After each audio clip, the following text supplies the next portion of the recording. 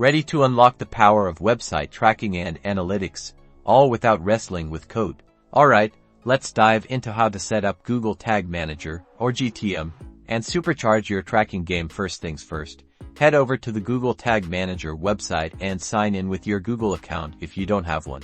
You'll need to create a free Google account. This should take you a few minutes. Once you're in, you'll need to create a new container in GTM. Click on the Create Account button, and you'll be prompted to set up your account setup and your container setup. Start by setting up your account setup, which is your business name or the name of your website.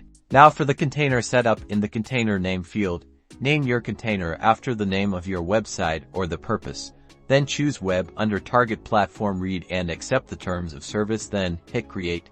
You'll now see the Google Tag Manager code snippets. These are two crucial pieces of code that you need to install on your website. The first snippet goes in the head section of every page of your website, and the second goes right after the opening body tag. Find your website's HTML code, access the head section and paste the first snippet there. Then find the beginning less than body greater than tag and paste the second snippet directly after it. This process may slightly vary depending on your website's platform, and you may need to consult with a developer. Congratulations, your GTM container is now set up and installed.